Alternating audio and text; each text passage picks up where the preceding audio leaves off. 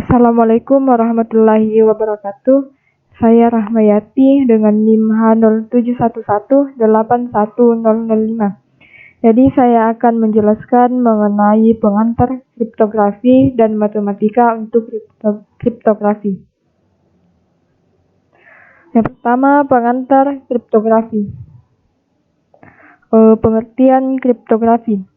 Jadi, kriptografi berasal dari bahasa Yunani, yaitu kriptos, dan graphei.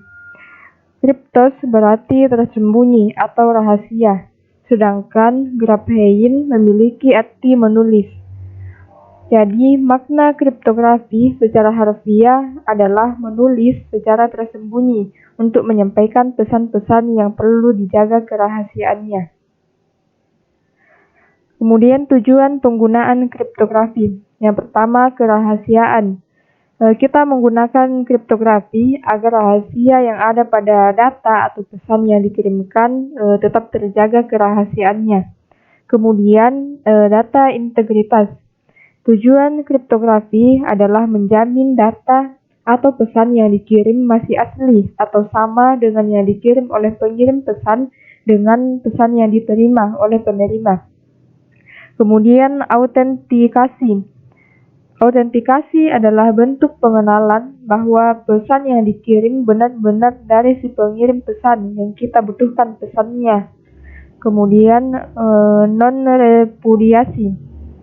Non-repudiasi adalah bentuk bukti bahwa kita melakukan sesuatu yang tersimpan jejaknya dalam bentuk digital. Kemudian, jenis-jenis algoritma kriptografi. Yang pertama, algoritma simetri, itu ada DES, IDEA, kemudian AES.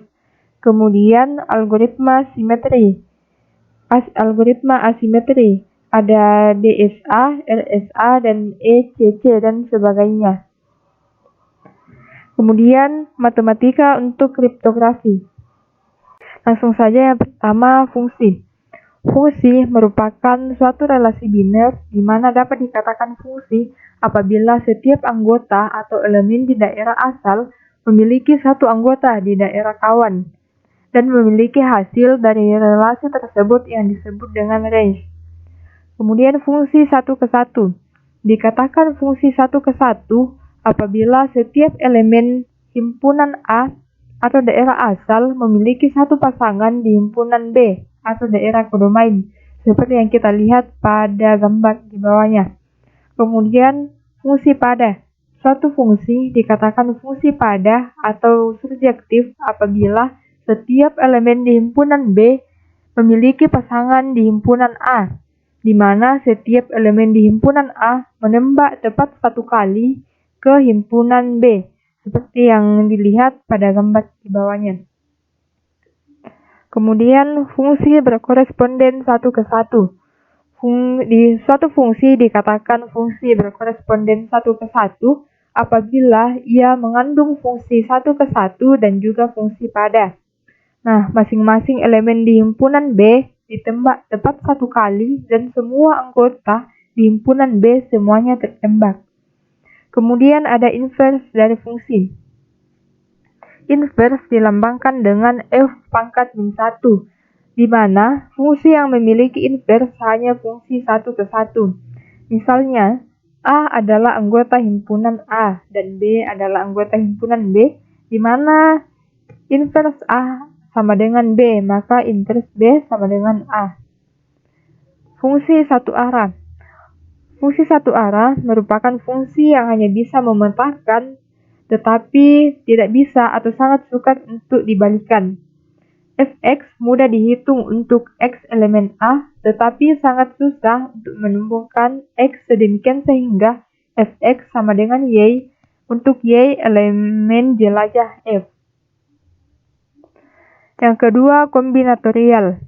Kombinatorial merupakan cabang matematika yang berfungsi untuk menghitung jumlah penyusunan objek-objek. Nah, di dalam kriptografi digunakan untuk menghitung banyak kunci yang dibentuk. Ada kaidah dasar menghitung ada dua, yaitu kaidah perkalian dan kaidah penjumlahan. Kemudian permutasi. Permutasi merupakan sebuah susunan dari sekumpulan objek dengan memperhatikan urutannya. Permutasi dari n objek rumusnya yaitu n faktorial. Kemudian permutasi R dari P objek yaitu adalah n faktorial dibagi n kurang R faktorial. Kemudian ada kombinasi. Kombinasi merupakan sebuah susunan dari sekumpulan objek tanpa memperhatikan urutannya. Nah, kombinasi R dari P objek rumusnya adalah n faktorial dibagi R faktorial dikali n kurang R faktorial.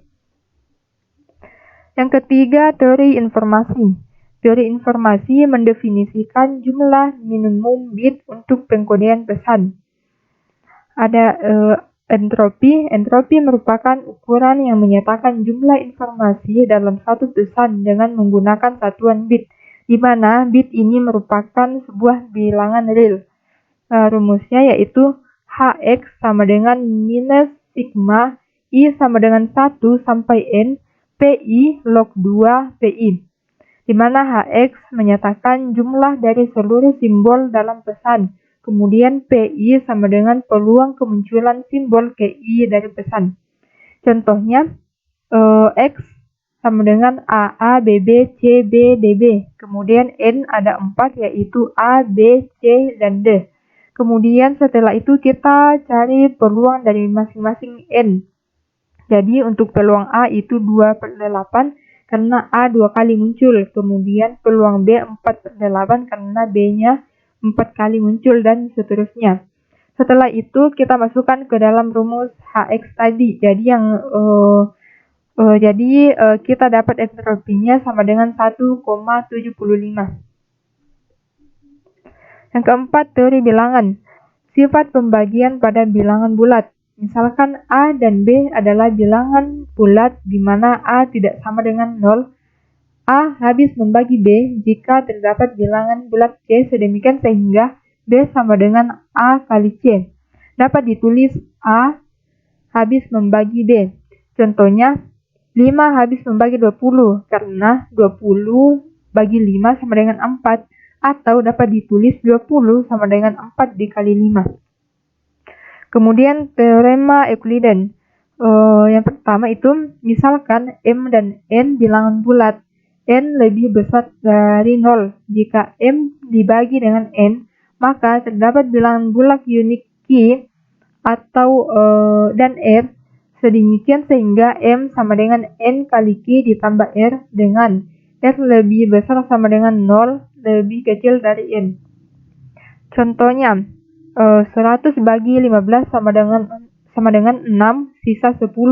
Maka 100 sama dengan 15 kali 6 ditambah 10. Maka hasilnya adalah 100. Kemudian yang kedua, misalkan M dan N bilangan bulat dengan syarat N lebih besar dari 0. Sedemikian sehingga M sama dengan N kali Q ditambah R, di mana R lebih besar sama dengan 0 dan lebih kecil dari N. Maka PBB M, N sama dengan PBB N, R. Yang ketiga, pembagi bersama terbesar. Pembagi bersama terbesar dari A dan B adalah bilangan bulat terbesar D. Sedemikian sehingga D habis membagi A dan D habis membagi B. Dinyatakan sebagai PBB A, B sama dengan D. Untuk A dan B tidak sama dengan 0. Contohnya, faktor pembagi 15. Itu ada 1, 3, 5, dan 15. Faktor pembagi 20 ada 1, 2, 4, 5, 10, dan 20. Maka PBB-nya adalah 5. Karena faktor pembagi bersama terbesarnya itu adalah 5. Kemudian kombinasi lanjar. Contohnya, nyatakan PBB 20,15 sebagai kombinasi lanjar dari 20 dan 15. 20 sama dengan 1 dikali 15 ditambah 5, hasilnya 20. Nah, 15 sama dengan 5 dikali 3 ditambah 0, hasilnya 15.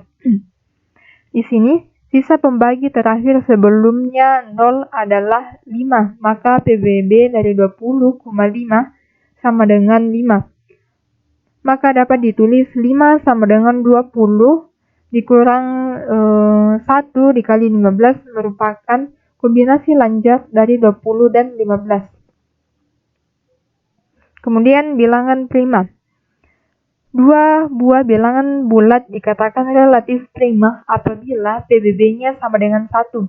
Misalnya 7 dan 11 dikatakan relatif prima karena PBB-nya 1. Jika A dan B relatif prima, maka terdapat bilangan bulat M dan N sedemikian sehingga MA tambah NB sama dengan 1. Contohnya, PBB 11 dan 7 sama dengan 1, maka dapat ditulis 2 kali 11 ditambah min 3 kali 7 sama dengan 1. Maka M-nya sama dengan 2 dan N-nya sama dengan min 3. Kemudian aritmetika modulo. Aritmetika modulo artinya angka sisa dari hasil pembagian dua angka. Notasi A modulo M sama dengan R. Contohnya 45 modulo 5 sama dengan 0.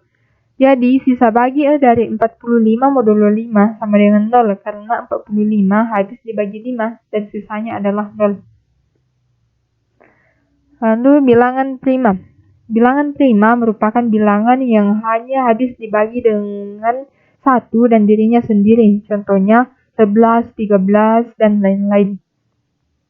Selain bilangan prima, maka disebut dengan bilangan komposit. Lalu fungsi Totien-Euler. Fungsi Totien-Euler mendefinisikan untuk n lebih besar 1 yang menyatakan jumlah bilangan positif lebih kecil n yang relatif prima dengan n. Jika n bilangan prima, maka P sama dengan n kurang 1. Jika n sama dengan PQ, maka P dikurang 1 dikali Q kurang 1. Selanjutnya teorema Euler. Misalkan A dan M adalah dua bilangan yang relatif prima, maka A kongruen 1 modulo N. Contohnya, A sama dengan 3 dan N sama dengan 8, maka Pi 8 sama dengan 4.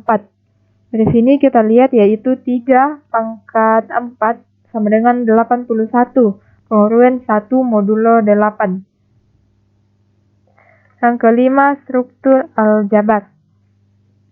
Jika terdapat suatu himpunan G dengan pasangan operator kali yang memenuhi 4 syarat berikut, maka disebut grup. Yang pertama, tertutup. Artinya, setiap anggota A dan B di dalam G, maka hasil operasi kalinya juga dalam G. Kemudian asosiatif. Maksudnya, jika terdapat 3 unsur A, B, dan C diberikan operasi kali, maka pengelompokan urutan perkaliannya akan menghasilkan hasil yang sama. Kemudian, memiliki unsur identitas. Maksudnya, untuk setiap unsur dalam G, jika dikali dengan identitas, akan menghasilkan unsur tersebut. Kemudian yang keempat, memiliki inverse. Grup siklik. Grup G kali disebut grup siklik jika terdapat unsur G, elemen G, kemudian semua anggota di elemen G bisa diperoleh dengan cara memangkatkan atau mengoperasikan G sebanyak beberapa kali. Contohnya pada Z 10 kali. Pada pengoperasiannya kita dapatkan pembangun dari Z 10 kali yaitu adalah 1, 3, 7, dan 9 karena memenuhi semua Z 10 kali. Kemudian gelanggang atau ring. Gelanggang merupakan sebuah himpunan dengan dua operator yang berlaku di dalamnya, yaitu penjumlahan dan perkalian. Disebut gelanggang jika memenuhi syarat yang pertama, R tambah adalah grup Abel dengan elemen identitas 0.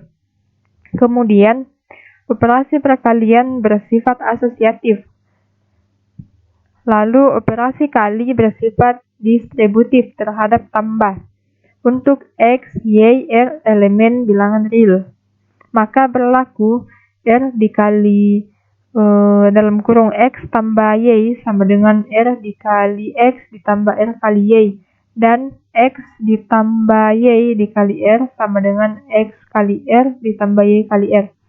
Kemudian lapangan atau file. Lapangan yang digunakan dalam kriptografi adalah lapangan berhingga. Nah, lapangan berhingga biasanya ditulis sebagai GF dalam kurung P pangkat R, di mana P-nya adalah bilangan prima. Sekian yang dapat saya jelaskan. Terima kasih. Assalamualaikum warahmatullahi wabarakatuh.